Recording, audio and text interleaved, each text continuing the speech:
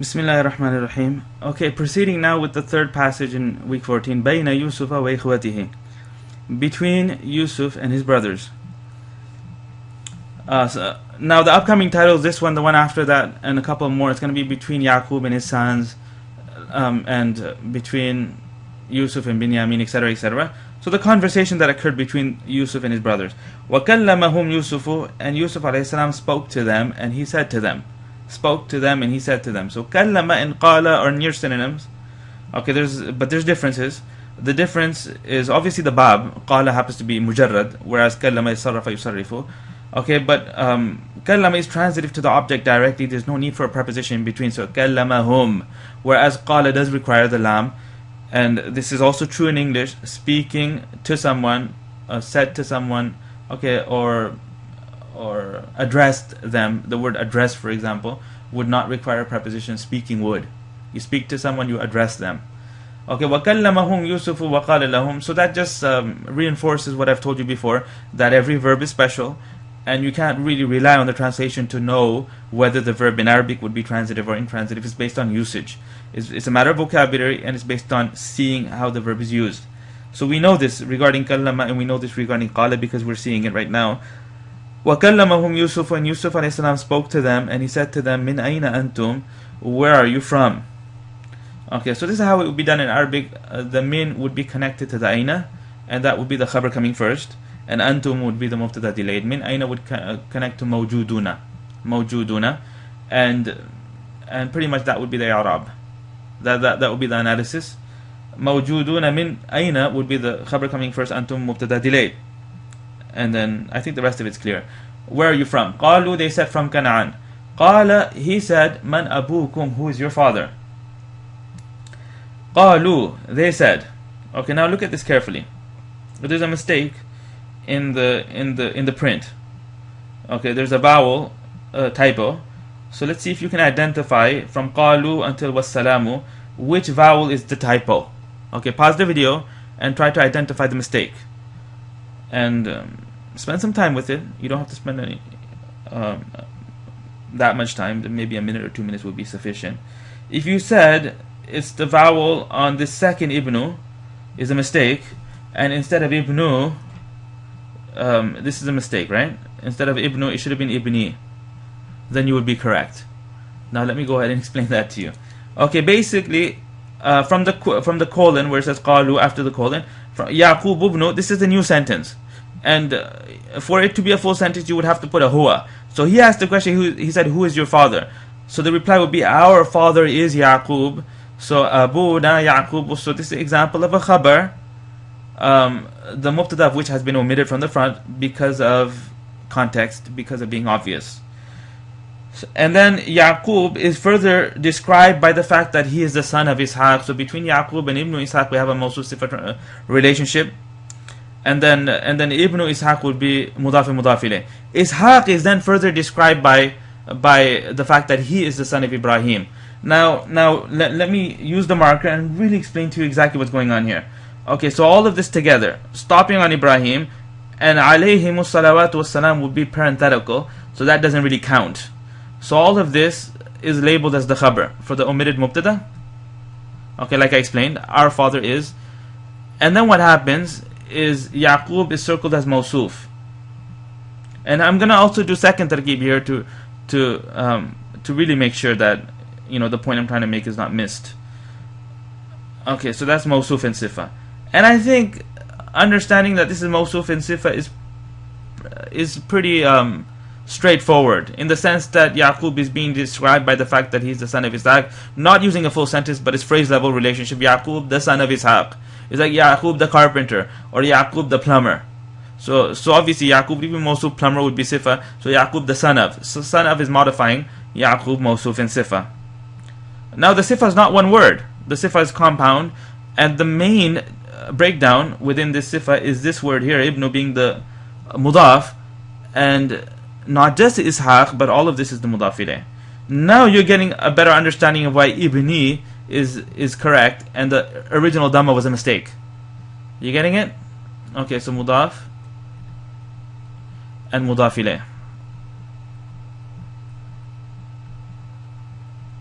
Okay. Change the color of the marker again, and then Mawsuf and Sifa again. And since Ishaq is change restricted, so that's why it doesn't have a kasra, but it is in jar.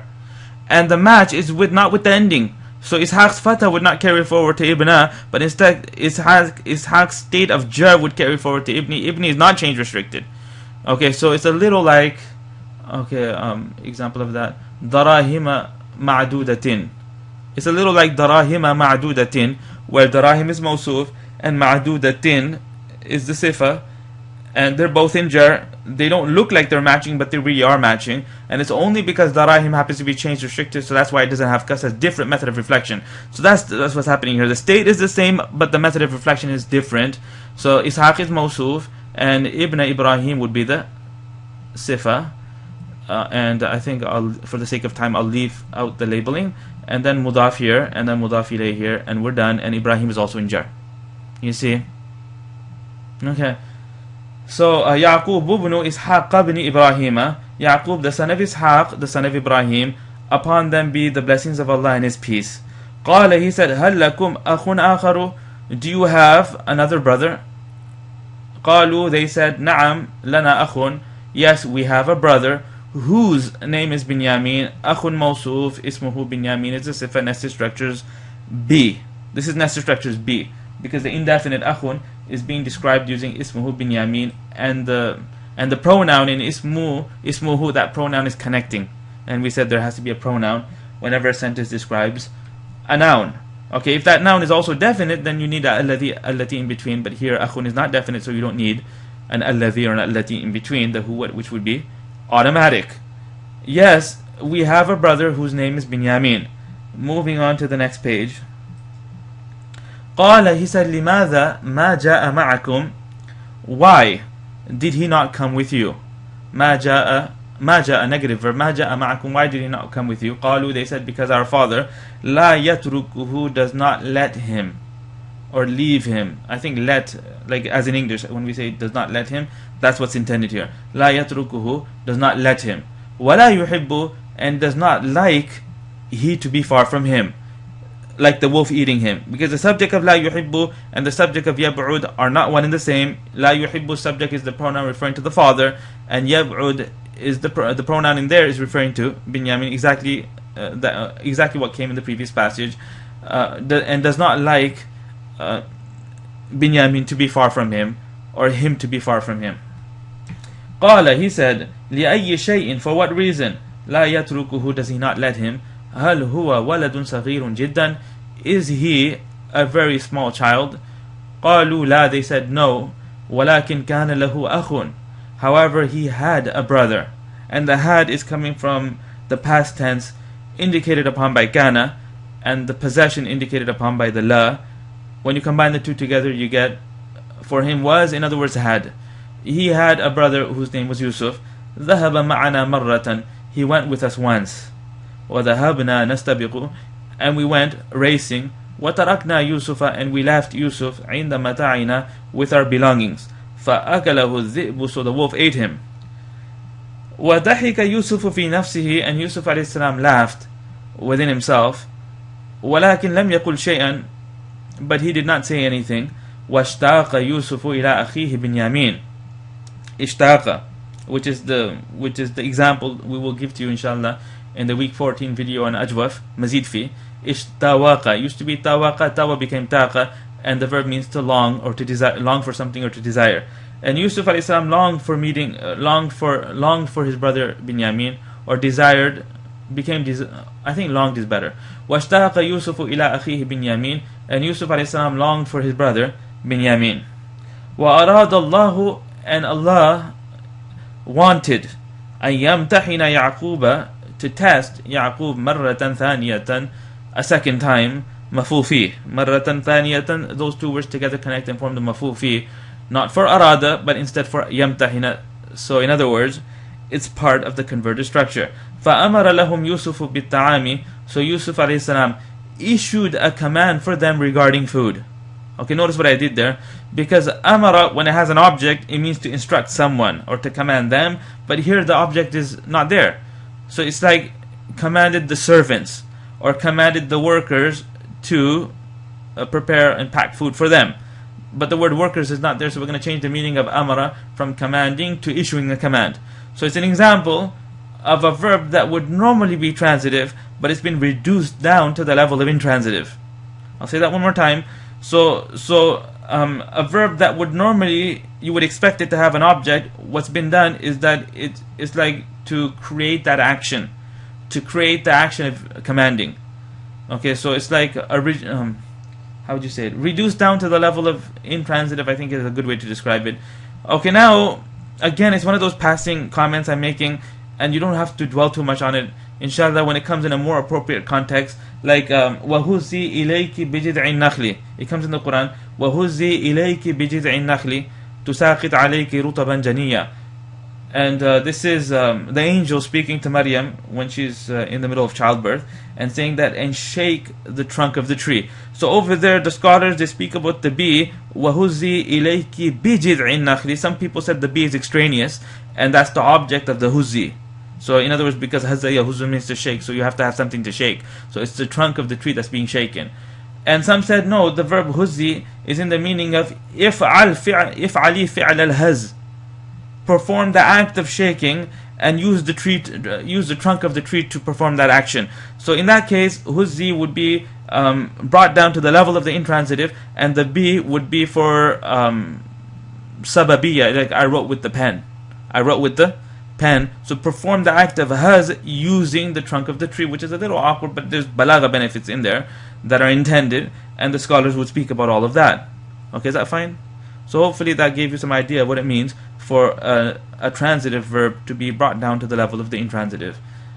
فَأَمَرَ لَهُمْ, so Yusuf a.s. issued a command for them regarding the food. وَقَالَ لَهُمْ, and he said to them, إِيتُونِي بِأَخٍ لَكُمْ مِنْ أَبِيكُمْ. And akhin here is mawsuf, lakum min abikum, sifa number 1, sifa number 2.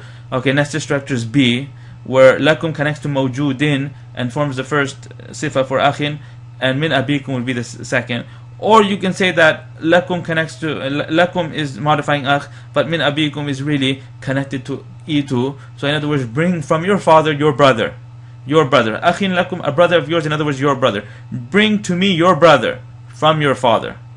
So the bringing is going to happen from your father. Or it could mean, bring to me your brother, your half-brother. Your brother, the father of whom and your father is the same person, but the mothers are different. So he had some idea that it wasn't their full brother, but instead he was their half-brother. So min abikum is modifying akh in that sense. Okay, so both interpretations are acceptable. Let's move forward. وَلَا تَجِدُونَ طَعَامًا. Now he threatens them, and he creates a pain of disconnect. Okay, so like, because it's all persuasion. What he's trying to do is trying to persuade them because he really, really wants to meet his brother. So he's using every trick that he can come up with in order to ensure that they comply. So these are compliance devices that he's employing here. وَلَا تَجِدُونَ طَعَامًا. And you will not find any food when you do not bring him. When you do not bring him. Okay, so what that means is that I'm giving you extra food. Okay, because I'm trusting you that you do have a brother, so I'm packing for you his share. But if you come back without him, then I'm going to take that as an indication that you were lying to me. And in punishment of that, you will not receive any food. Okay, so your coming without him would be a waste. وَأَمَرَ يُوسُفُ بِمَالِهِمْ. Okay, now he triggers the reciprocity here. Okay, trigger. What he does is that the money that they gave in order to purchase the grains, he returns it back to them. He secretly puts it back into their belongings, so when they go home and they open it up, they see his generosity. So he's done favor to them and he's been good to them. So in order to reciprocate that good, they're going to feel more obligated to comply. So it's all compliance devices. وَأَمَرَ يُوسُفُ بِمَالِهِمْ. And Yusuf a.s. issued a command regarding their money. فَوُضِعَ. So it was put back. وَضَعَ means to place. So it was placed in their luggage. فِي مَتَاعِهِمْ. Okay, wrapping up this passage, and actually it's done. It was placed back into their luggage, and that concludes the passage, and we have one more to do after this.